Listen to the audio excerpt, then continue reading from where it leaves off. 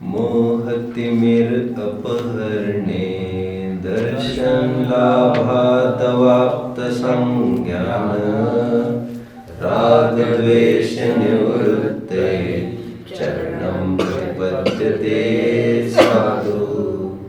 गृहीणां त्रेधा तिष्ठति अणु गुणशिक्षावृतात्मकं चरणं पञ्चत्रिचतुर्वेदम् संख्यमाख्यातम्। मोक्षार्थियों, वैसे तो इसे भाग्य की ही विडंबना कहना चाहिए, आयरनी ऑफ फेट। वैसे जो संविधान रचा गया है हमारा, उसकी विडंबना तो देखिए, अथवा यूं कहिए संविधान के एप्लीकेशन की विडंबना तो देखिए जरा। वैसे मुझे कल बहुत प्रचुरता से भाव बना था, मैंने कल आपके साथ शेयर भी किया है। रिपब्लिक पर मैं कभी बोलूंगा, गणतंत्र व्यवस्था पर मैं कभी बात करूंगा। वैसे कल मैंने हल्का सा संकेत किया था मेरे आत्मीय जनों के साथ जब मैं बात कर रहा था। मैं उन्हें ये कह रहा था कि दो चीजें होती हैं, एक मेकिंग ऑफ कॉन्स्टिट्यूशन और एक एप्लीकेशन ऑफ कॉन्स्टिट्यूशन। एक संविधान का बनाना और एक संविधान का एप्लीकेशन करना, उसे लागू करना, इम्प्लीमेंट करना इन सोसाइटी। एक थ्योरेटिकल वर्क है और एक प्रैक्टिकल वर्क है।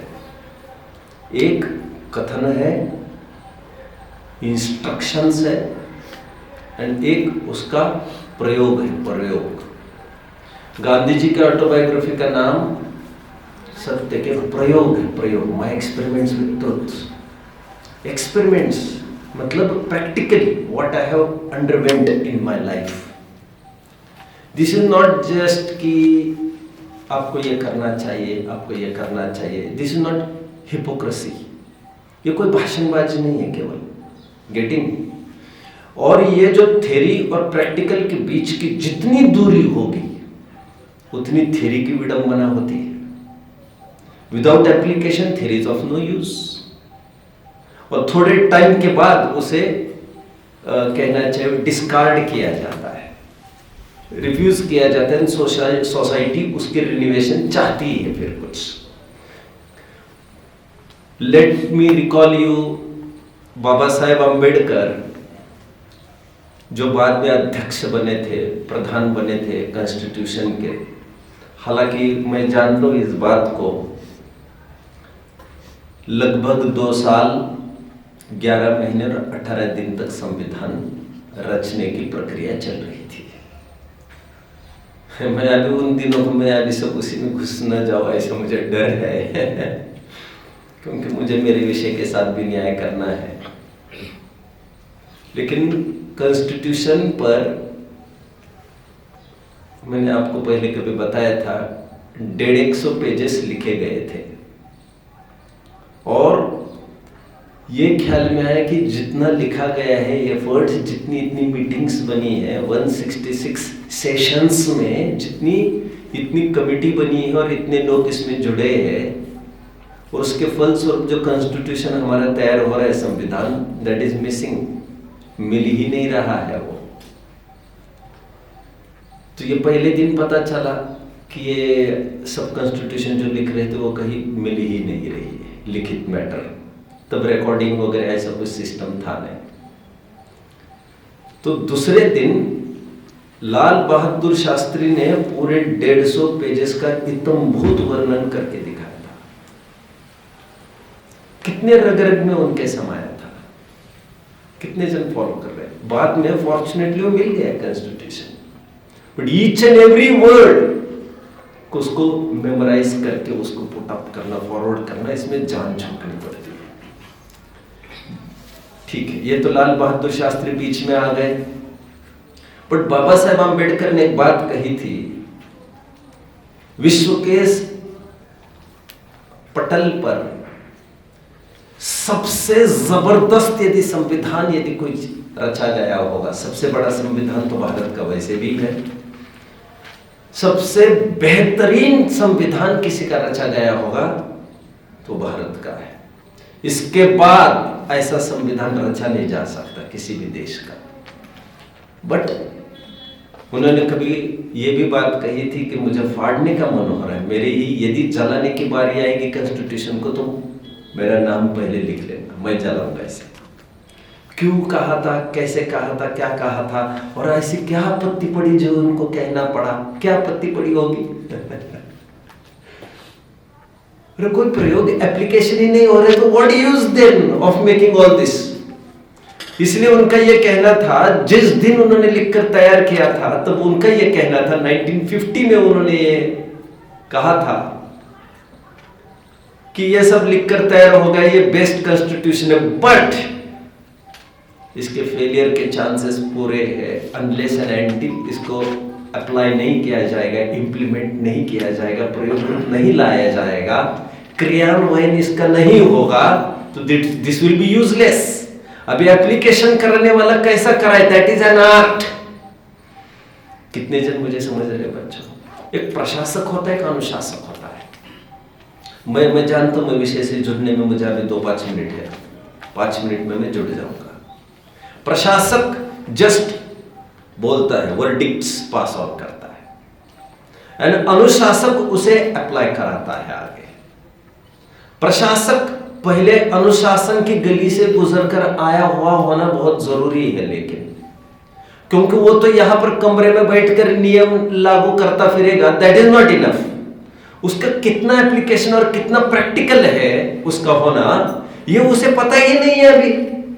फॉलो कर रहे हैं? इसलिए best entrepreneur, best organiser, best industrialist वही हो सकता है जो कभी इंडस्ट्री में कभी सभी स्तर पर काम किए हो, जो नीचे से ऊपर उठा हो, वो आते आते ऊपर आते समय सब कुछ देख कर आया था नीचे क्या क्या चल रहा है, down to earth, he knows what is happening down.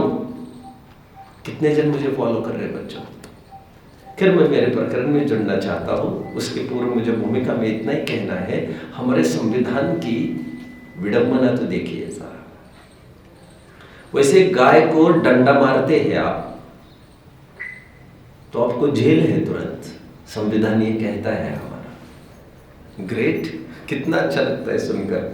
अभी चर्चा तो आपने अहिंसा व्रत के दरमियान आ ही जाने वाली है। भैंस को भी, गाय को भी डंडा भी मारते हो आप, तब भी आपको जेल है तुरंत। ये एक पॉइंट है संविधान का। And see on the other side, face the harsh truth. इस कटु सत्य को भी समझे। अभी दूसरे पॉइंट को, उस गाय की बोटी बोटी अलग करिए, गर्दन छाट लीजिए, खून की एक एक बूंद नदियां बहा दीजिए, हजारों काट मारिए उसको, आपके साथ कुछ नहीं होगा। खराब नहीं लग रहा है ये सब? कत्तल खाने खोल रहे हैं, वे सब यही करते हैं। एक जन को लगता है ना, what is this happening all around us. अभी और एक बात, मेरा दोस्त गए बैंक में और बोला मुझे गौशाला खोलनी है। फिर आपको कर्जा नहीं मिलेगा गौशाला खोलने के लिए। कोई बैंकों में ढूंढता रहा, नो कर्जा, नो कर्जा। एंड सीधा आयरनी, सीधा हार्श ट्रुथ आ गया। वो बैंक वालों ने उसे यह सलाह दी, better go in the field of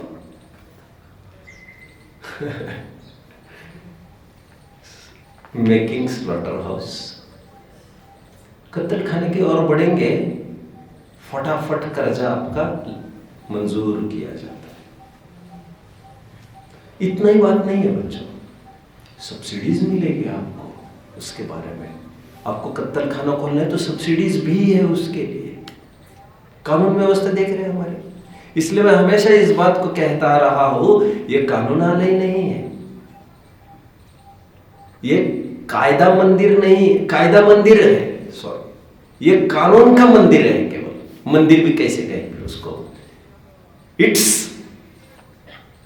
very foolishness इसे न्यायालय कहना।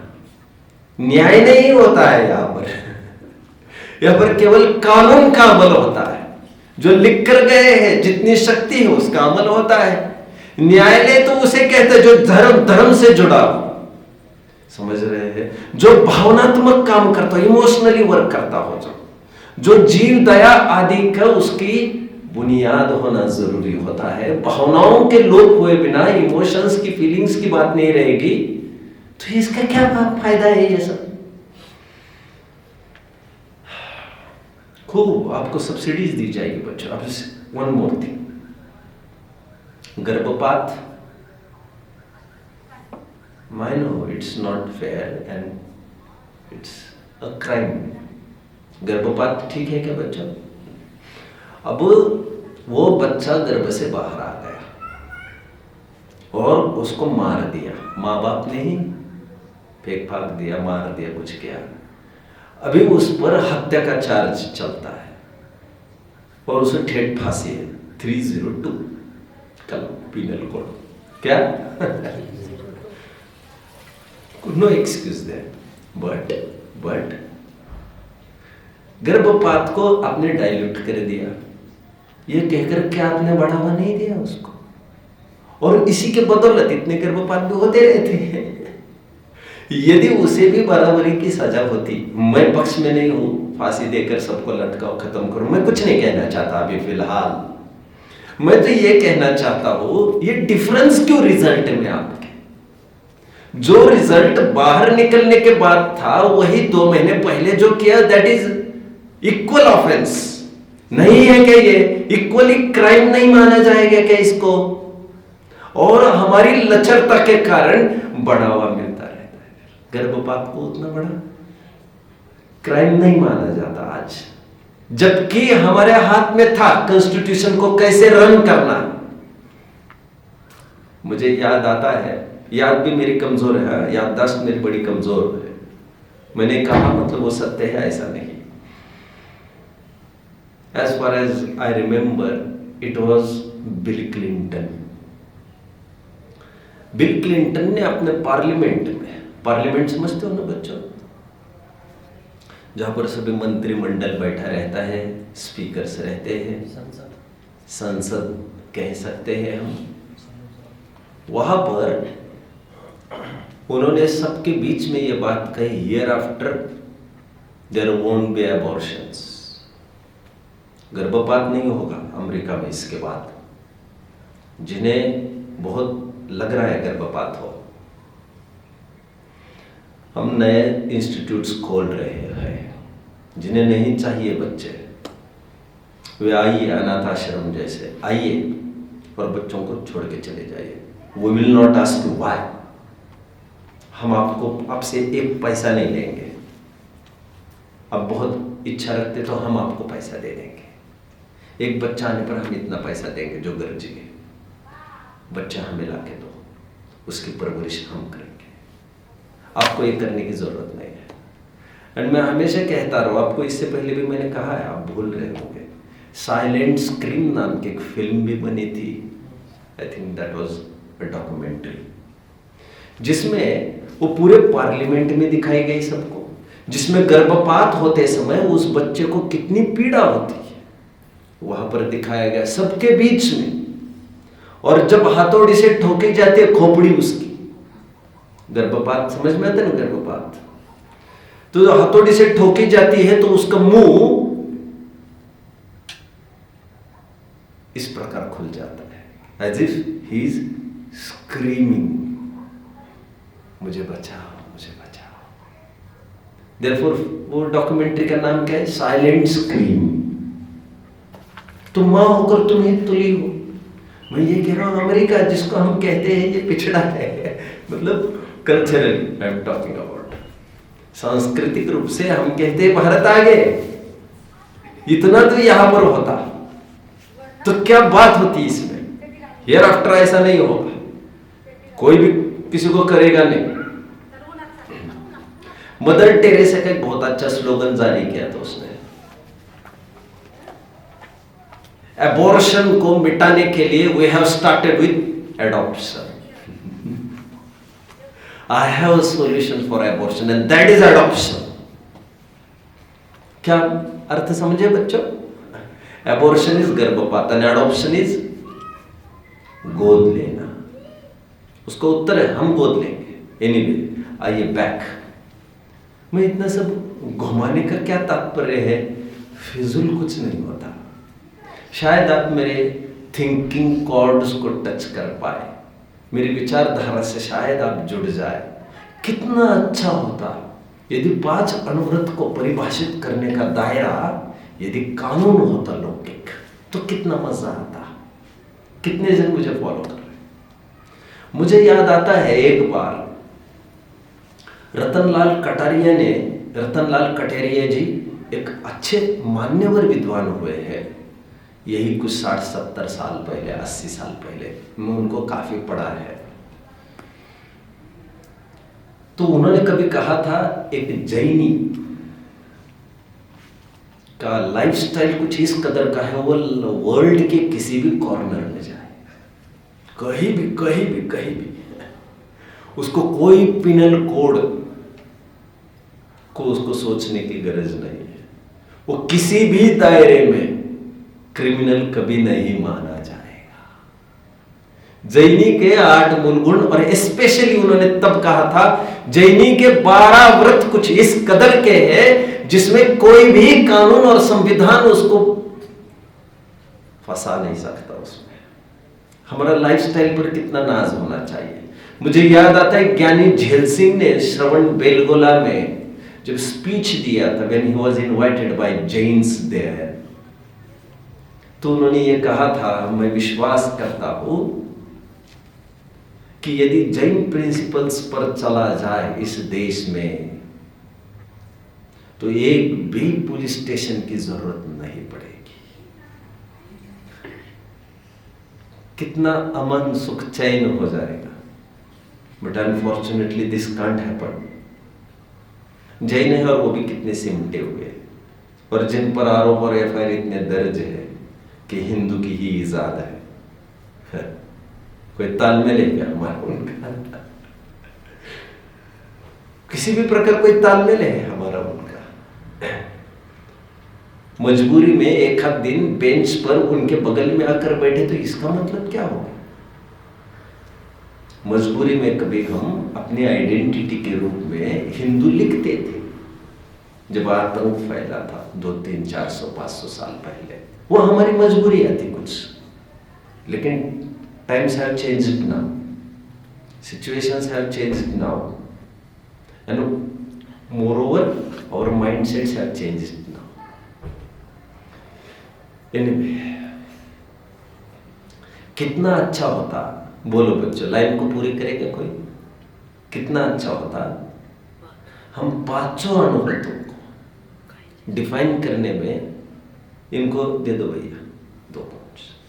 यदि हम कायदे की तरफ से परिभाषित करते तो जैन फीचर खड़ा होता. अथवा मैं ये कहना चाहता हूं संविधान के पेज नंबर डैश पर महावीर भगवान की वैसी चित्र छपी है. आप जानते हो इस बात को? आपको कभी दिखाई भी गई थी? भगवान महावीर पाठ जब लिया था तब उसका पेज नंबर भी मैंने यहाँ पर नोट किया था, आपको नोट में लाया था. अभी इतना मेरे ध्यान में रहता नहीं है. May be 66-67, I am not very sure. मैं आपको देखकर बता सकता हूँ फिर से. और ये कहा जाता था कि इन्हीं के प्रिंसिपल्स को हमने पढ़कर ये संविधान बनाया है. कितना अच्छा होता यदि जैन प्रिंसिपल्स पर सब संविधान बनते. तो यह सब कुछ नहीं दिखता, कोई लूप होल्स कायदे कानून में नहीं मिलते. लेकिन ख्याल में आता है कि वो धर्म तो धर्म होता है और कायदा तो कायदा होता है, कानून तो कानून होता है, धर्म तो धर्म होता है. समझ में आता है? इसका किसी मात्रा में तालमेल की बात बन सकती है, बट सर्वथा कदापि संभव नहीं है. ये हमने झूठ और चोरी के परिवेश में, असत्य अनुव्रत और अचौर्य अनुव्रत के परिवेश में हम इतना कहे गए. कल मैं उसी के पीछे बोल रहा हूं इतना सारा. कितना जो कानून विरुद्ध है, कानून में जिसे ऑफेंसेबल माना जाता है, क्राइम माना जाता है जिसे, वो उतनी झूठ नहीं बोलना, उतनी चोरी नहीं करना, ये तो अनुव्रत में हमारे तालमेल बैठ जाता है। बट बाकी के अनुव्रतों का तालमेल हमारे यहाँ नहीं बैठ पाएगा। समझ में आता है बच्चों सबको? इसके लिए मैंने इतना कहा। आज तत्वार सूत्र के आधार से मैं कंटिन्यू करूंगा, कोशिश करूंगा 5वां अनुव्रत की मैं पूर्णता आज कर लूं। तो फिर आगामी पीरियड्स में मैं थोड़ा सा बचे हुए 7 व्रतों पर चर्चा करूँ। किसी को यहाँ तक कोई डाउट है बच्चों? नहीं है। यहाँ तक कितने जन समझ रहे हैं मुझे? आपको क्या डाउट है? हाँ ठीक है। अनुव्रत को समझना है। मैंने कल कहा था आपको, ये मेरे वर्ड्स में बता रहा हूं मैं, इजी टू अंडरस्टैंड। अहिंसा अनुव्रत, सत्यानुव्रत, आचर्यानुव्रत, ब्रह्मचर्य अनुव्रत और परिग्रह अनुव्रत, ये मेरे वर्ड्स में मैंने कल टेबुलर फॉर्म में लाया। आज शास्त्रीय शब्दों में मैं बताऊंगा आपको। अहिंसा अनुव्रत का तात्पर्य, जैसे अभी अभी हमने देखा, क्या कल देखा था, त्रस हिंसा को त्याग, वृथा थावर न संहारे। देखो बच्चों, हिंसा 4 प्रकार की होती है। कितनी? संकल्पी हिंसा, आरंभी हिंसा, उद्योगी हिंसा और विरोधी हिंसा। मैंने कभी जिक्र किया है आपके बीच में? किस प्रसंग में किया होगा? हाँ, अहिंसा के विवेचन के दरमियान किया होगा। राइट।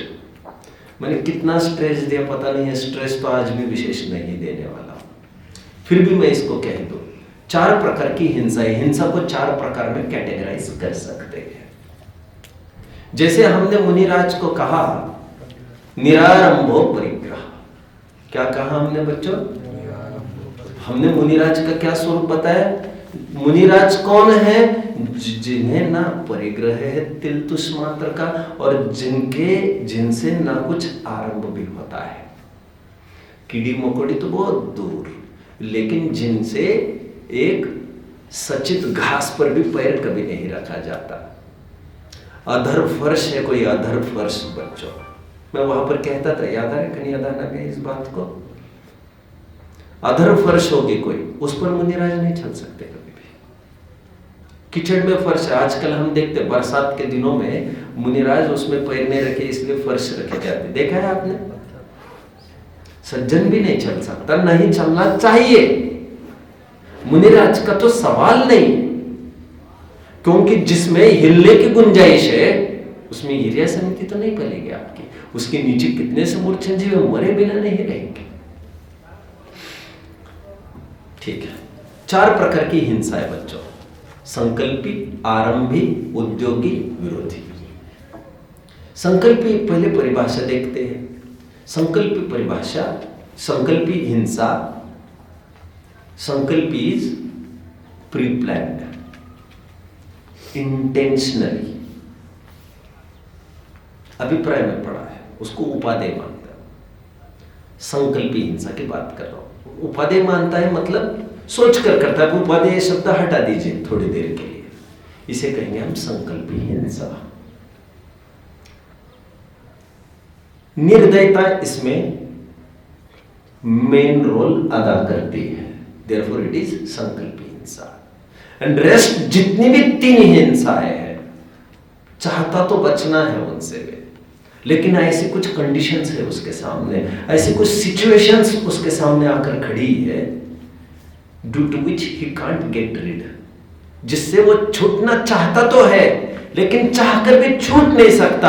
ऐसी भूमिका में ही खड़ा है, और फिर इसको छोड़ना उसी कीमत पर बन सकता है। सब घर बार छोड़ो, और घर बार छोड़ना घर बार छोड़ना ही नहीं है। घर बार छोड़ने के लिए उनके प्रति अटैचमेंट छूटना जरूरी था। यदि अटैचमेंट ही नहीं छूटा है, फिजिकली अलग होने से कोई मतलब भी नहीं रहता। और कितने दिन की नाटक नौटंकी होगी। फिजिकली अलग हो भी जाएगा तो ज्यादा दिन नहीं चलेगा ये ड्रामा। समय पर बीमारी होने पर समय पर मुझे दवा चाहिए, दवा कौन सी है 4 जनों को पूछने का भाव आता है। समय पर भूख लगती है तो समय पर मुझे भोजन चाहिए, ऐसा भाव आता है। मैंने गृहस्थपने के अंतर्गत ये इसे काफी समझाया है। यू शुड रिफर पंच परमेष्टि पाठ फॉर दैट। आधा घंटा तो समझाया ही होगा, आई थिंक उसको रिफर करना चाहिए। अभी इस भूमिका में रह रहा है वो, इस भूमिका में ये संभव नहीं है। तो जैसे इसकी भूमिका है आरंभ और परिग्रह का त्यागी, तो हुआ नहीं है ये कौन? श्रावक, पंचम गुणस्थान वर्ती की मैं बात कर रहा हूं। तो आरंभ मतलब घर का भोजन अपना करता ही है वो, भले ही बाजार का कुछ नहीं खाता, लेकिन ऐसी भी विरक्ति उसे हुई नहीं है कि 10 दिन भी भोजन नहीं मिले मैं उसी को खाऊंगा जब मेरा मौका बनेगा, कोई आहार देगा, तो ऐसा भी नहीं बना है। तो स्वयं ही यत्नाचार पूर्वक भोजन बनाता है घर पर। इतनी हिंसा होगी उसमें, कैसी हिंसा होगी? सब्जी उबालेगा तो हिंसा तो होगी, पानी उबालेगा हिंसा तो होगी, आग चालू करेगा हिंसा तो होगी, हवा कहीं हवा आनी चाहिए, खिड़की खोली, हिंसा तो हो ही रही है। तुम करो अथवा न करो वो तो होगी, करो अथवा न करो मतलब इंटेंशनली आपको हिंसा के लिए नहीं कर रहे हैं आप, लेकिन आपके सर्वाइवल के लिए, आपके लिवलीहुड के लिए, एक आपके बचने के लिए और एक आपकी आजीविका के लिए, दो बातें कह रहा हूं मैं। एक सर्वाइवल के लिए हिंसा करनी पड़ती है, मजबूरी हो जाती है, ऐसी करनी पड़ती है मतलब उससे वो बच नहीं सकता, और एक लाइवलीहुड के लिए मतलब आजीविका के लिए। घर गृहस्थी काम में भी हिंसा तो होती ही है, ठोकना, पिटना, कुटना, मुहारी देना, पानी छोड़ना, यह सब टंटे होते रहते हैं। और धनार्जन में भी न चाहते हुए भी हम कोई पेंट का बिजनेस नहीं करना चाहते, हम चमड़े का बिजनेस नहीं करना चाहते, पेस्टिसाइड्स का नहीं करना चाहते, होटलिंग नहीं करना चाहते, हम लॉजिंग नहीं करना चाहते। ये सब बिजनेस आज कितनी सीमित दायरा बचा है तुम जिससे मैं कपड़े का व्यापार करूंगा। अभी सबके ये बस के नहीं, और कपड़े में भी क्या क्या आता है तुम्हें पता है कि केवल खादी का ग्रामोद्योग चलाओगे तुम, उसके लिए सब्सिडीज है गवर्नमेंट की, वे ही चला पाएंगे, और वो सरकार ने अपनी तरफ से लगा दिए, तुम क्या करोगे? अभी सुनार का काम करूंगा तो उसमें भी एसिड वगैरह का प्रयोग होगा, और एसिड से साफ दूर रहने के लिए कहा है जैनियों को। फिर जैनी क्या करे? मैं इसका सेशन नहीं ले रहा हूं अभी, जैनी क्या करना चाहिए धनार्जन के लिए, मैं केवल इतना बता रहा हूं। उसको बचना भारी मुश्किल हो जाता है। किराना खोलेगा तो वहां पर भी जीव जंतु होंगे। ट्रांसपोर्ट से उसने कहा कि मैं मुझे 2-4 बोरे मंगाने, उसको फोन करेगा तो ट्रांसपोर्टेशन में तो पहियों के नीचे जो जीवों का घात होगा कि नहीं होगा। एक है आरंभी हिंसा, जो हाउस होल्ड हिंसा कह सकते हैं हम, घरेलू हिंसा। एक है उद्योगी हिंसा, जो बिजनेस और कमर्शियल संबंधित है। इसीलिए मैं कभी कभी ऐसा वर्गीकरण भी करता हूं, यह मेरा स्थूल वर्गीकरण है, मैं सब स्थूलता की मैं मर्यादा जानता हूं। आरंभी हिंसा मुख्यतः से महिलाओं को रिलेट करती है, और उद्योगी हिंसा मुख्यतः से पुरुष को रिलेट करती है। हालांकि दोनों में दोनों बातें देखने में आ सकती है गौणता के रूप में, लेकिन ये उसका कुछ क्राइटेरिया है। आरंभी हिंसा उससे रहे बिना रहेगी नहीं। इसमें इंपॉर्टेंट वर्ड यत्नाचार पूर्वक, जैसे निर्दयता एक इंपॉर्टेंट वर्ड था संकल्पी हिंसा में, उसी प्रकार इन 3 प्रकार की हिंसा में इंपॉर्टेंट वर्ड है यत्नाचार। बचाना चाहते हुए भी वो बच नहीं सकता आरंभी हिंसा से और उद्योगी हिंसा से। कितने जन समझ रहे हैं बच्चों? मुझे चौथी हिंसा की बात करता हूं, विरोधी हिंसा। ये ओकेजनल है, इंसिडेंटल है, ये कभी कभार होती है, प्रासंगिक है, बड़ी जीवन में होगी ही, ये कोई जरूरी नहीं है, बट आए दिन हमारे विरुद्ध विचारधारा वालों से हमारा पाला पड़ता रहता है। अचानक चोर रात में घुस आया हमारे घर पर, मान के चलो आप बनारसी दास जी को फॉलो करते हो तो आप तो सब उसके माथे पोटलियां दे दिया आपने। अब इतने उदार हो कि घर की पूरी संपत्ति आपकी निपट जाए तो आपने उसमें डिफेंड करने की जरूरत नहीं समझे। बट कोई आपकी पत्नी के साथ छेड़छाड़ करना चाहे घर में आकर, तो आप इतने विरक्त तो बन नहीं सकोगे। बनने की कोशिश करोगे तो ये कोशिश मुनि धर्म की ओर ले जाएगी आपको। लेकिन आप घर में बैठे ही हो तो उनके हाथ की रोटी खाने का भाव है, उनसे आपको विषय भोगों की इच्छा भी बनी है कि वो समय पर ये करे वो करे, तो उनकी रक्षा का भी भाव आए बिना रहेगा नहीं। यदि एक ही होगा तो वो दिक्कत खड़ी कर देगा। मतलब वो प्रॉपर ट्रैक पर नहीं है। फिर इसको स्वच्छंदता कहेंगे, मतलब तुम अधिकार चाहते हो और कर्तव्य कुछ नहीं करना चाहते हो। इसी को लापरवाह कह सकते हैं हम, इसी को अन्याय भी कह सकते हैं।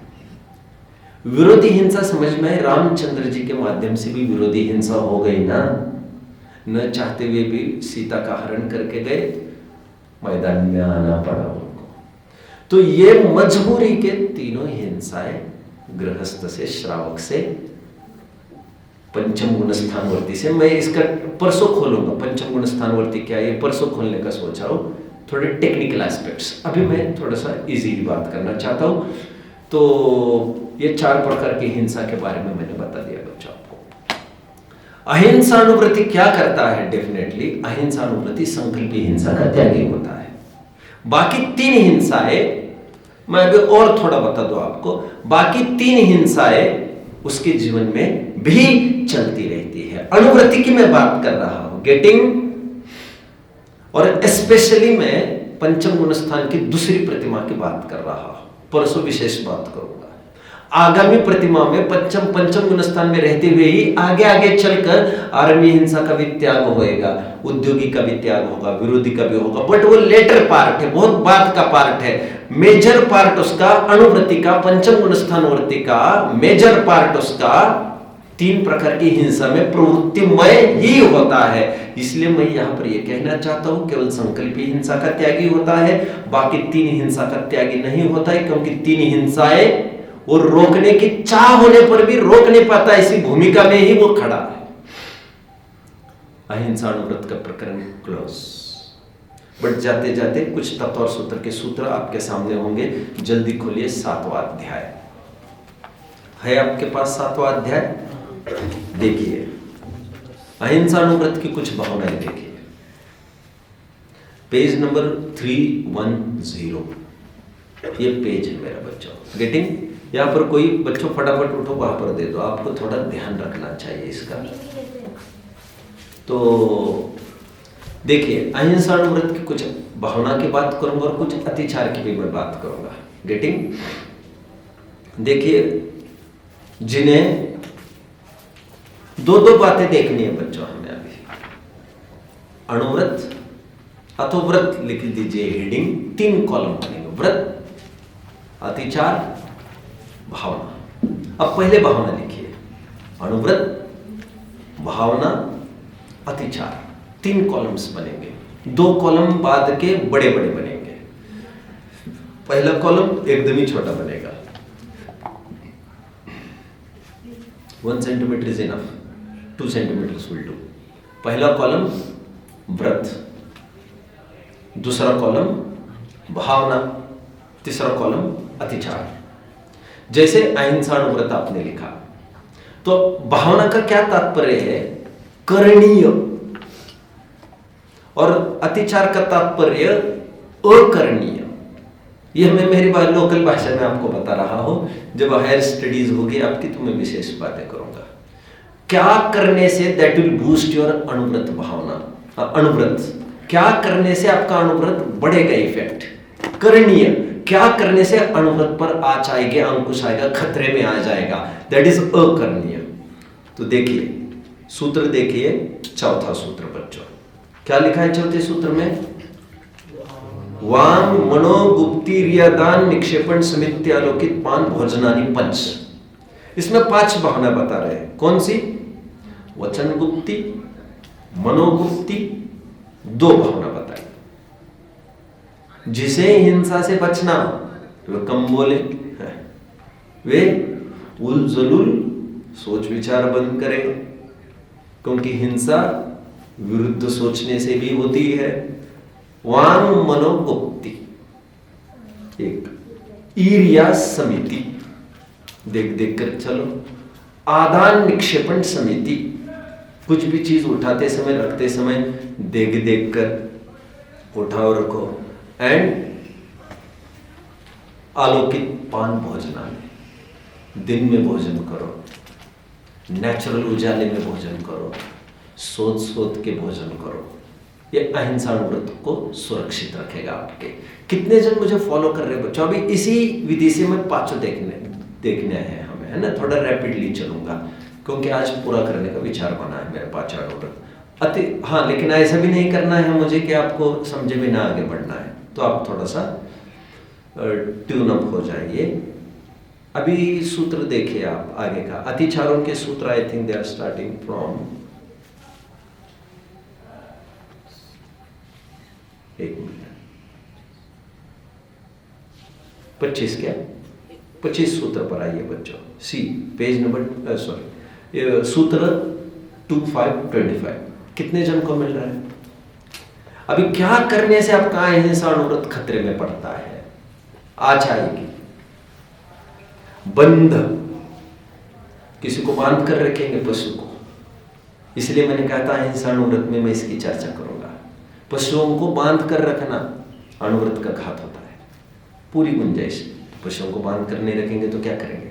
हमारे ग्रंथों में 3 उपाय बताए हैं जो मैंने आपको शायद या तो अहिंसा के विवेचन में ही बताया हो या मैंने 5 पाप के दरमियान बताया हो। पहला उपाय तो ये बताया है जिन्हें गाय भैंस पालनी है, मवेशी पालनी है, वे बड़े बाड़े में उनको छोड़ दे, मैंने कहा था, याद आ रहा है? और जिन्हें बांधना ही है, रस्सी इतनी बड़ी हो कि कोई संकट आए तो वे छूट कर निकल पाए वहां से। गेटिंग, ऐसे में 2 उपाय की बात कर रहा था। ये सब अभी बंधन में नहीं डालना किसी को। एक बंधन का तात्पर्य यहाँ पर ऐसा बांधना जिससे वो हिल न सके, डुल न सके, कोई संकट आए तो बच न सके, बंधन।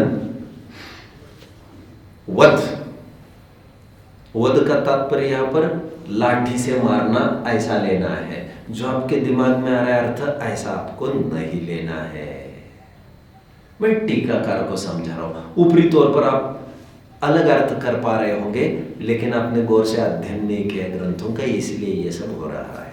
वध का तात्पर्य यहाँ पर लाठी आदि से मारना, जान से मारना अतिचार नहीं हुआ करता, अनाचार हुआ करता है। दैट विल बी संकल्पी हिंसा, दैट इज नॉट एक्सक्यूजेबल। और एक बात बच्चों, तीनों जो हिंसा होती है उसके प्रतिक्रमण होते हैं। हमसे गलती हो गई तो प्रतिक्रमण होता है उसका, लेकिन पहली संकल्पी हिंसा का प्रतिक्रमण नहीं होता क्योंकि निर्दयता से इंटेंशनली हुआ है। हाँ, तो 5 अतिचार कौन कौन से हो गए? बंध, वध, छेद। कभी कभी पशुओं को दिक्कत आया ऐसे छेद भी कर देते हैं, मार्क कर देते हैं, जिससे ख्याल में आए कि यह हमारा पशु, अरे उसको कितनी पीड़ा हो रही है। अति भारारोपण यानी एक्स्ट्रा वेट उस पर दे देना अथवा ज्यादा टाइम काम कराना उससे, ये नौकरों के साथ भी घटित होगा। यह अहिंसा अनुव्रत के अधिचार है। सत्यानुव्रत की ओर बढ़ने के पहले मैं आपको पूछना चाहूंगा, कितने जन मुझे फॉलो कर रहे हैं? Great great. हमारा नौकर है, भोजन का टाइम हो गया है और आपको बढ़ती भीड़ है आपकी, और वो भोजन के बाद कहे अरे चाहिए तो ये था क्या, भोजन का टाइम है, यू शुड गो। यहाँ पर क्या होगा आप मत सोचिए। फिर ये तो कर्टसी है, ये तो उसके अपनी इच्छा है, वो यदि कहे कि आज भीड़ है, मैं 1-8 घंटे यहाँ चल जाएगा, मुझे आगे बढ़ते हैं। अदरवाइज ये सब शोषण में आएगा बच्चा। आगे बढ़ते हैं। सत्यानुव्रत की बात करता हूं मैं। सत्यानुव्रत को समझने के लिए भी स्थूल झूठ के त्याग की बात की जा रही है। इसके लिए आपको 4 बातें समझनी पड़ेगी। पहले, झूठ 4 प्रकार के होते हैं, मतलब जिसे आप झूठ समझते हो उतना ही झूठ नहीं है, यह अभी पता चलेगा। 4 कौन से? सत का अपलाप, असत का उद्भावन, अन्यथा प्ररूपण, गर्हित वचन। चारों को समझ लीजिए आप। सत का अपलाप जो है उसे निगेट करना, जो है उसकी सत्ता नहीं मानना। जैसे मैं आत्मा हूं और मैं जानता देखता हूं, उसकी सत्ता ही स्वीकार नहीं करना। अरे ये तो कोई कुछ नहीं है, समझ रहे हैं? जैसे नौकर चाकर नहीं, इनको कोई सुनने की गरज नहीं, ये तो कुछ है भी नहीं। अभी ये तो थोड़े दूसरे फेज में चला जाएगा, लेकिन आप समझ रहे पहले जो उदाहरण दिया मैंने, आत्मा है और उसकी सत्ता नहीं मानना, ये सत का अपलाप हो गया, निगेट करना, उसको दबाना, सप्रेशन ऑफ ट्रुथ। दूसरा असत का उद्भावन, असत्य को बढ़ावा देना। बढ़ावा क्या देना? असत का ही है के रूप में उसको प्रचारित करना, बोलना। जैसे शरीर, धन संपत्ति, ये सब असत है। असत मतलब क्षणिक है, थोड़ी देर के लिए, अथवा अपनी नहीं है, दोनों अर्थ कर सकते हैं। और उन्हें ये कहना ये मेरे, ये सब, और ये स्थायी बने रहेंगे, ये बोलना ऐसा सब। हालांकि बोलने का बात कही जा रही है, लेकिन आपको समझना मान्यता के स्तर पर है, क्योंकि बोलने से कोई असत्यता नहीं होती। गेटिंग? लेकिन वचनों में लाकर दिखा रहे हैं, ये आपको मान्यता के स्तर पर समझना चाहिए, इतना फर्क होगा।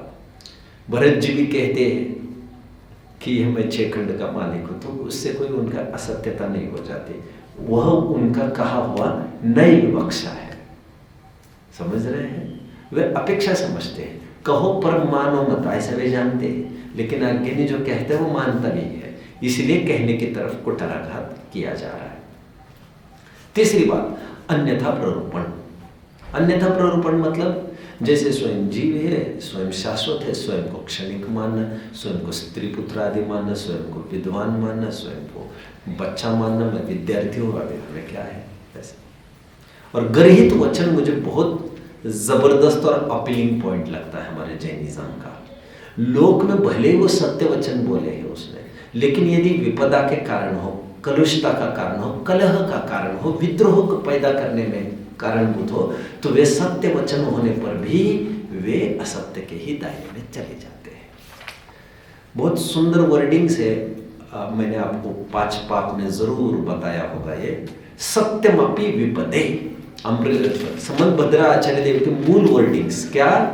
सत्य होने पर भी जो कलहकारी हो, विपदा का कारण हो, ऐसा बोला गया सत्य भी असत्य के दायरे में आता है। हे लंगड़े यहाँ, अंधे यहाँ, बहरे यहाँ। अभी टेक्निकली कोई फॉल्ट नहीं है उसमें। टेक्निकली अंधे को ही अंधा कहा जा रहा है, टेक्निकली से, but intentionally you have hurted the feelings of other, और इसलिए ये सब असत्य के ही दायरे में चला जाता है। गेटिंग? तो गर्हित वचन का ये तात्पर्य है, जिससे राजद्रोह हो जाए, समाज में द्रोह हो जाए, ऐसे कुछ सत्य भी बोलना, किसी के फोकस में लाना, ये सब असत्य के ही दायरे में आएगा, क्योंकि लड़वाना तुम्हें ज्यादा इष्ट है ऐसा लग रहा है। सत्य होने पर भी वे वचन असत्य है। उसी प्रकार समझ लेना चाहिए, कुछ असत्य वचन यदि धर्म रक्षा के लिए किए जाते तो कदाचित वे भी सत्य इसलिए माने जाते क्योंकि उसमें अपेक्षा निहित है ज्ञानी की। अब ये 5 पाप आपको सुन लेने चाहिए कोई प्रवचन, वहां पर मैंने विशेष खुलासा किया है। भावना की ओर बढ़ते, सत्यानुव्रत की भावना। सत्य किन परिस्थितियों में नहीं बोला जाता? आपको बहुत गुस्सा है तब भी सत्य बोलना मुश्किल है, मैं थोड़ा दौड़ रहा और दौड़ूंगा। आपको लोभ हो किसी चीज का तब भी सत्य बोलना बहुत मुश्किल है।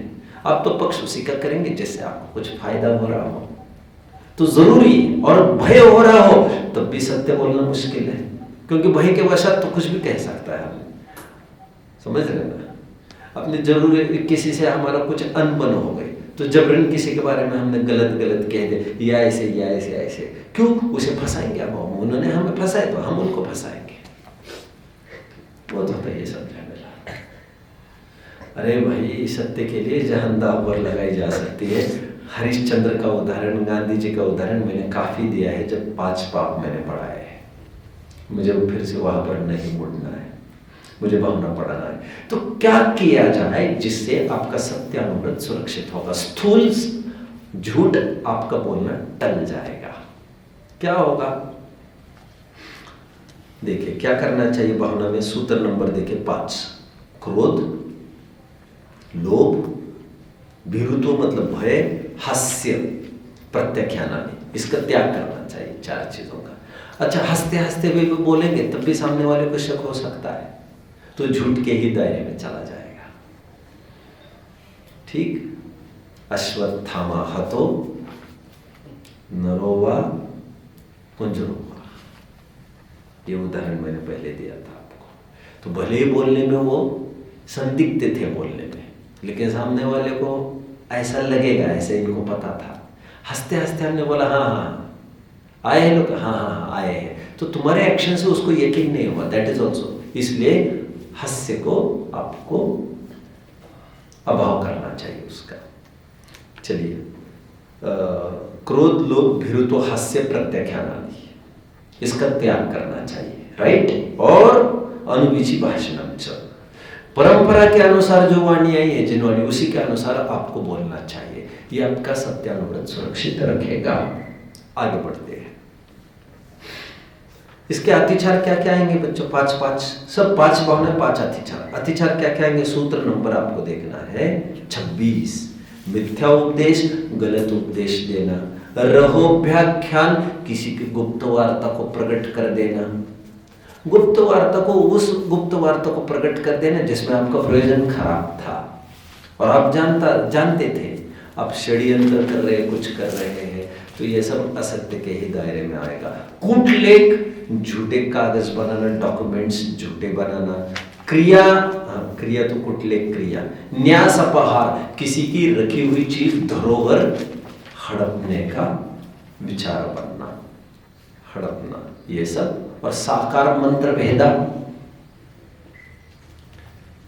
साकार मंत्र भेदा मतलब वैसी की वैसी चीज है, गेहूं है, हमारे पास अच्छी क्वालिटी के थे, खत्म हो गए, सामने वाले ने उसी का डीलिंग किया था लेकिन वो चले गए।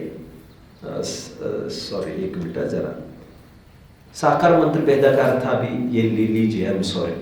साकार मंत्र भेदा, इशारे से कुछ बोला किसी ने, समझ रहे हैं? हमें नहीं पता कहाँ पर छुपे हैं ये, और दरवाजे के पीछे उस चांडाल की पत्नी ने इशारा किया, इशारा किया, समझ रहे हैं? हमें नहीं पता कहाँ, तो ये भी इशारा करने में झूठ के दायरे में चला जाएगा।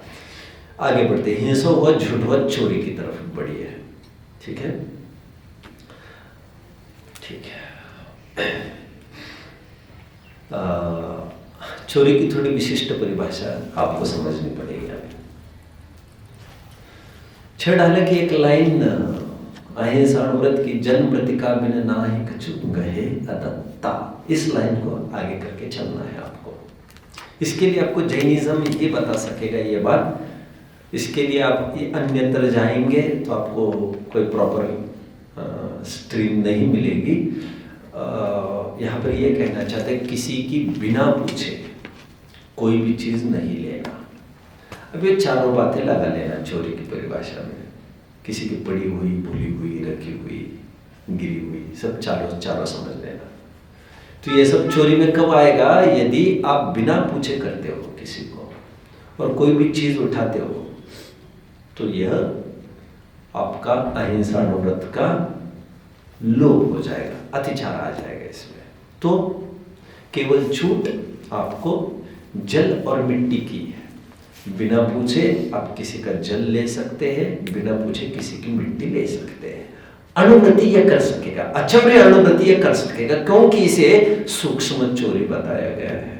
आज के तारीख में तो मिट्टी का भी व्यापार हो गया है, आज के तारीख में पानी का भी सप्लाई का व्यापार हो गया है। आज के परिवेश में इसका क्या अर्थ बनेगा, इसके लिए मुझे बहुत अलग सा टाइम चाहिए। बट जनरली ये माना जाता था ये सब नेचुरल एसेट्स है, ये सब नैसर्गिक संपत्तियां हैं। हमारे पास जमीन है वो किसी के बाप की नहीं होती है, समझ रहे हैं? घरों पर भी कोई किसी की रजिस्ट्रीज नहीं हुआ करती। ये तो अनीति, अन्याय बढ़ने लग गए, छीना झपटी बनने लग गई, इसीलिए ये एक कानून करना पड़ा। एनीवे, तो जमीन, पानी भी किसी का हो नहीं सकता, ना कोई बेच सकता है उसी को, और ना ही जैसे हवा है, हवा उस पर कोई टैक्स ले सकता है क्या गवर्नमेंट? वो तो प्राकृतिक है। आज तो कदाचित पानी पर कोई कह दे कि हम इतना फिल्टर करते, प्रोसेस करते, तो उसका तो चार्ज हम लेंगे। नदी के पानी का तो चार्ज कौन लेगा? कुएं के पानी का चार्ज कौन लेगा? कोई पैसे का। तो वह बिना पूछे किसी का पर्सनल एसेट हो, पानी किसी का पर्सनल कुआं हो, किसी की पर्सनल नदी हो, ये तो बहुत सोचने में मुश्किल है, लेकिन पर्सनल तालाब हो, किसी का पर्सनल कोई पानी का रिजर्वायर है किसी का, वहां पर बिना पूछे ले तो उस पर केस नहीं चल सकता, एफआईआर नहीं दर्ज हो सकता उस पर। मतलब जिसे प्यास बुझाने में उसकी बात कर रहा हूँ। आदमी तो कहेगा पियो और ला के दे रहा हूँ। इसके लिए सभी जन, और कोई ये भी नहीं मानते कि उसने चोरी करके ले गया मेरा, ऐसा नहीं होता कभी भी। और पानी और जमीन के बारे में समझ लेना कि जमीन का तात्पर्य यहाँ पर वैसे मिट्टी ले रहे हैं। मिट्टी भी किसी कारण से लेनी पड़े तो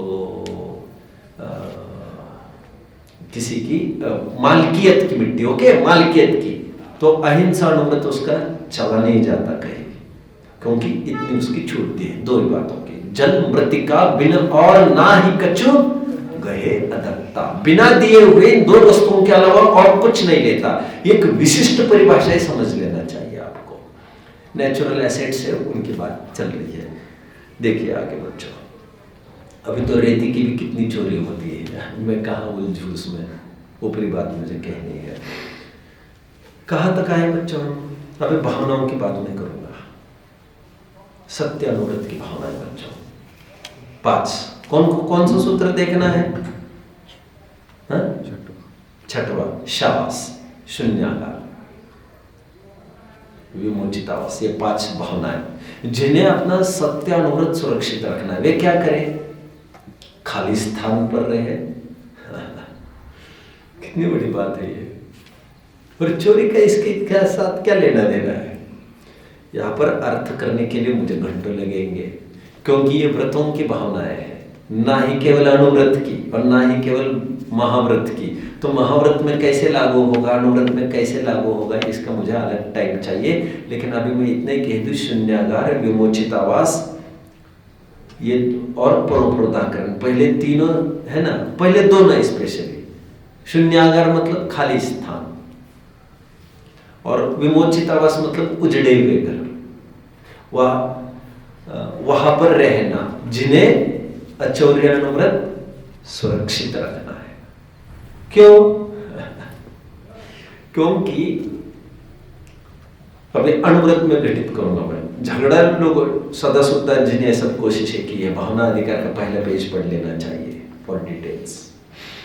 जो झगड़ा लोगों के बीच में होगा उनसे चोरी होने की पूरी गुंजाइश होगी, ऐसे इसमें से अर्थ झलकता है। ठीक है? जो दुर्जन है, पापी है, उनके बीच में नहीं रहना, नहीं तो क्या होगा? तो अचौर्य व्रत आपका खतरे में पड़ जाएगा, ये बोल रहे हैं। शून्यागार, विमोचित आवास, परोपरोधाकरण, जहां पर रोक टोक है वहां पर नहीं रहना, वह भी चोरी के अंतर्गत आता है। वे नहीं चाहते मैं यहां पर रहूं, नहीं रहेंगे।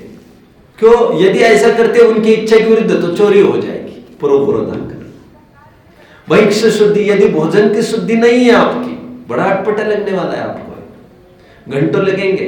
मेरे तत्व और सूत्र के प्रवचन हुए, मैंने इस पर 2 घंटे किया होगा जहां तक मैं समझता हूं, वहां से आपको उठाकर देख लेना चाहिए। भैक्ष शुद्धि, जो शुद्ध भोजन नहीं करता, उसमें चोरी का दोष आता है। अटपटा लग रहा है आपको? अटपटा में थोड़ा अटपटापन दूर करता हूं। जितना प्रश्न पूछेंगे मैं समाधान करूंगा बच्चों आपका। अब ये मत समझे ये दौड़ रहे हैं। अब जहां मुझे रोकेंगे और इसे मुझे स्पष्ट करो बोलेंगे आप, तो मैं वहां पर रोककर स्पष्ट करूंगा। इसमें क्या आपत्ति भाई? अशुद्ध भोजन करने में चोरी का दोष कहां से आएगा? ऐसा आएगा, अशुद्ध भोजन मतलब रॉ मटेरियल अशुद्ध है आपका।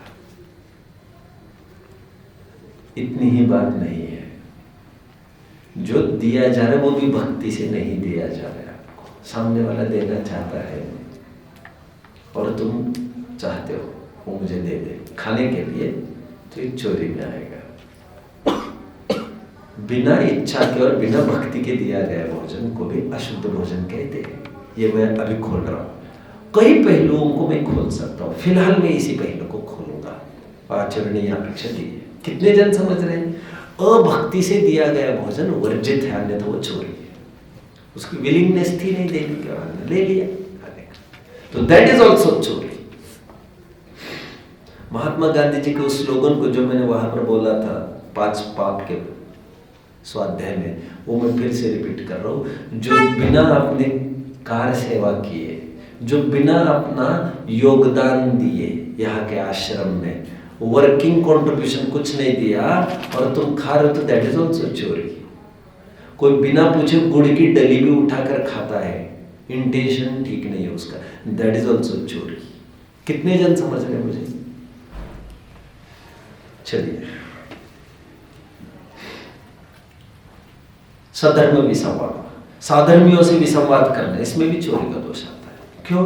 हनन किया आपने, किसका? उसकी विचारधारा का। Why did you suppress his feelings?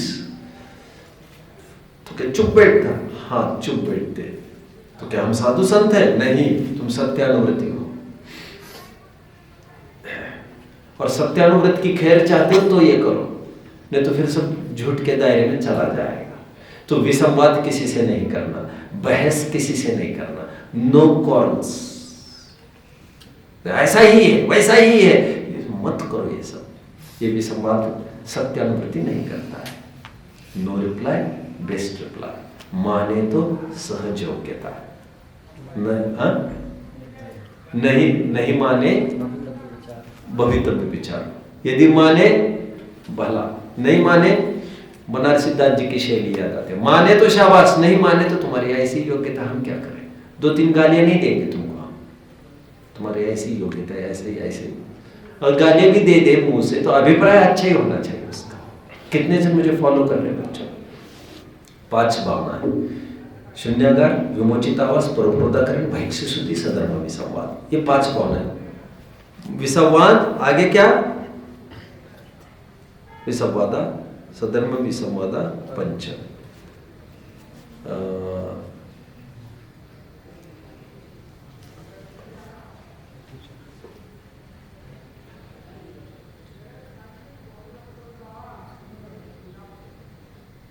शून्यागार, विमोचित आवास, परोपरोधाकरण, भैक्ष शुद्धि, सधर्म विसंवादा, पंच। मैं क्यों रुका हूं इतनी देर? कोई मुझे बताएगा बच्चों, क्यों रुका हूं मैं इस पॉइंट पर? क्यों रुका हूं? जल्दी बोलिए जरा। अतिचार चाहिए ना, ये समझ रहे हैं? ये तो अकरणीय जैसे दिख रहा है, और भावना का अर्थ हम करने ले रहे, तो आपको प्रत्याख्यान ऊपर से खींचना पड़ेगा। यहाँ पर इनका त्याग करना, यहाँ पर तो सूत्र में नहीं लिखा, पहले लिखा है ना, दैट इज इनफ। सूत्रात्मक शैलियां ऐसी होती, एक बार कहा बार बार समझना। इनको पॉइंट देता आगे बढ़ो बच्चों। सॉरी, मैं न्याय बहुत नहीं कर पाऊंगा, अभी एक ही सूत्र देख पाऊंगा, कोई बात नहीं। सूत्र बच्चों 27। अभी क्या करने से आपका आचौर्य अनुव्रत खतरे में पड़ेगा? स्तेन प्रयोग, चोरी करना, तद अर्हता दान, चोरी हुई वस्तु को लेना। चोरी की एक जन्म है, उसमें कॉन्ट्रीब्यूशन तुमने अपना ले लिया। आपको याद आ रहा है वाल्मीकि का? उसने कहा तुम घर पर जाकर पूछो, फल को कोई कंट्रीब्यूट करने को तैयार है क्या आपके घर वाले? आप पाप से इतना कमा रहे हो। और घर वालों ने क्या कहा था? कोई कंट्रीब्यूट नहीं करेंगे। आपके माता, आपके पिता यदि गलत तरीके से पैसे कमाते हो, बच्चों ध्यान से सुनिए, आपके माता, आपके पिता यदि गलत तरीके से पैसे कमाते हो, 3-3, 4-4 टक्के से इंटरेस्ट से पैसा दे रहे, किसी को 5-5 टक्के से भी देते लोग, देख रहे हैं आप, तो आपको भी पाप लगेगा उसका। बाप का मेरा क्या संबंध है, ये तो तुम बोल नहीं सकोगे। अभी तुम लिखाते हो बाप का नाम आगे, समझ रहे हैं? बाप को जरूरी नहीं है बच्चे का अपना पाप हो तो बाप उसका सहभागी बने, जरूरी नहीं है, क्योंकि बाप को तो नाम नहीं लिखना पड़ेगा, लेकिन वो अपना निषेध दर्ज जरूर करेगा। अन्याय अनीति का पैसा मुझे नहीं चाहिए। अदरवाइज पत्नी will be equally, she will equally be held responsible, वो भी बराबर अपराधी मानी जाएगी। क्योंकि हमारे दर्शन में बच्चों कर्ता, करना, कारिता और अनुमंता, कृत, कारित और अनुमोदन। तुमने उनकी रोटी खाई, मतलब तुमने सुप्त अनुमोदना की उनकी पाप की। गेटिंग? अपने रूल्स रेगुलेशंस पढ़े होंगे कुछ दान के, हमारे ग्रंथों में चरण लिखे। दान कैसा देना, वहां पर क्या लिखे मालूम? पहली लाइन, न्यायोचित पद्धति से कमाया गया धन। किसको देने का तो एजेंडा है, और बाद में नेक्स्ट पेज है ये। पहले तो आपको कुछ देना है तो न्यायोचित अर्जित चाहिए। मैंने 1 करोड़ पाप से कमाया, उसी में से I am trying to give alms to someone. You are not trying to give alms, तुम दान देने की कोशिश नहीं कर रहे हो। You are trying to minimise your, सामने वाला प्रेशर नहीं करे इसकी तजवीज कर रहे हो। दिस इज अ डील, सौदेबाजी। You are trying to make him a partner. अब ईश्वर होगा तो वो तो बेचारा कुछ बोल नहीं पाएगा, लेकिन लोक में यदि ऐसा करते हैं आप, तो आपको इक्वली आपका ऑफेंस और क्राइम माना जाएगा। बच्चा, किसी ने चोरी की और उसमें कंट्रीब्यूशन आपका है, आपने कुछ लिया, तो आपको इक्वली आपको सजा मिलेगी। कृत कारित अनुमोदन, मैं किसका अर्थ कर रहा हूं बच्चों? तद अर्हता, चोरी का माल लेकर बहुत जन करते हैं। नंबर 2 का माल होता है तो उसको सस्ते में मिलता है थोड़ा, वो कर्मचारी चुरा के लाता होगा उसकी इंडस्ट्री से, और हम कहते हैं, और उस मार्ग से हमको ठीक लगता है। अरे जो नौकर उसके मालिक को टोपी पहना रहा है, would you like to be treated in the same way? तुम तुम्हारे नौकरों से क्या अपेक्षा रखते हो? नहीं, वे तो मेरे साथ अच्छे से बर्ताव करें। तो तुम्हें दूसरों के नौकर को डाइवर्ट नहीं करना चाहिए था। Treat others the way you would like to be treated. आत्मनः प्रतिकूलानि परेशान न समाचरित। जो व्यवहार आप आपके साथ उचित समझते हो, वही व्यवहार आपको दूसरों के साथ करना चाहिए था। जब तुम तुम्हारी माँ बहन को और कोई बुरी निगाह से न देखे समझते हो, छेड़छाड़ न करे कि तो मैं बात नहीं कर रहा हूं अभी, तो तुम्हें भी ये चाहिए था।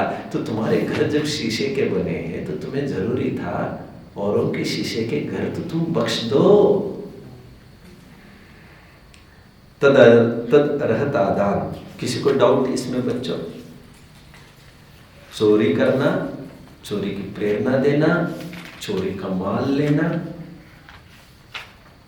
कितने अतिचार हुए? वैसे 2 अतिचार यहाँ के। सूत्र नंबर बोलो बच्चों, 27। स्तेन प्रयोग, तद अर्हता दान, विरुद्ध राज्यातिक्रम, विरुद्ध राज्यातिक्रम मतलब राज की जो मर्यादा है। जैसे फॉर एग्जाम्पल, अभी इसमें तो घंटों लगेंगे बच्चों को बताने में। बहुत जन ऐसा करते हैं, स्टॉक करके रख देते हैं।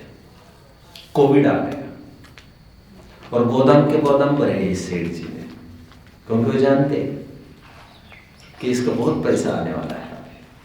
ये विरुद्ध राज अतिक्रम, दिस इज ऑल्सो चोरी।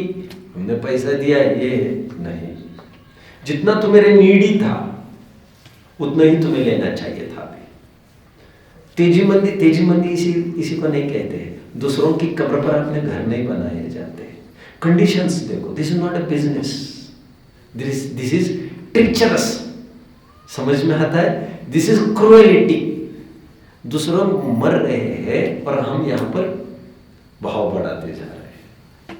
तो वे भी तुम्हारे भाई है, वे ही मर जाएंगे तो एक दिन वो आग लगते लगते तुम तक नहीं पहुंच जाएगी। क्यों नहीं सोचते? तुम भी तो पड़ोसी हो उनकी। खैर, विरुद्ध राज्यातिक्रम, जितने भी रूल्स हैं गवर्नमेंट के द्वारा लिए हुए, उसका वायलेशन करना, वो सब चोरी है। गेटिंग 3 आगे, हीनादिक मानोन्मान। अभी वजन में कम ज्यादा लेना देना की बात है। ज्यादा लेना, कम देना, हीनादिक मानोन्मान। एंड 5th फाइनली प्रतिरूपक व्यवहार। वैसी ही दिखने वाली चीज दे देना जिसे सामने वाला तो समझ नहीं पाएगा, वो कोई एक्सपर्ट भी नहीं है। तो यह सब चोरी के दायरे में आ जाएगा। हिंसा, झूठ, चोरी पर हमने चर्चा की। कुछ और परिग्रह पीछे रह गए, उसकी चर्चा मैं रात में करूंगा। यहाँ तक किसी को डाउट होगा तो I would be glad to listen. किसी को कोई डाउट? कोई यात्रियों को जो हमारे बीच में आए हैं उन्हें कुछ विशेष प्रश्न पूछना है तो I can spare couple of minutes for them. कुछ प्रश्न है सबका? ठीक।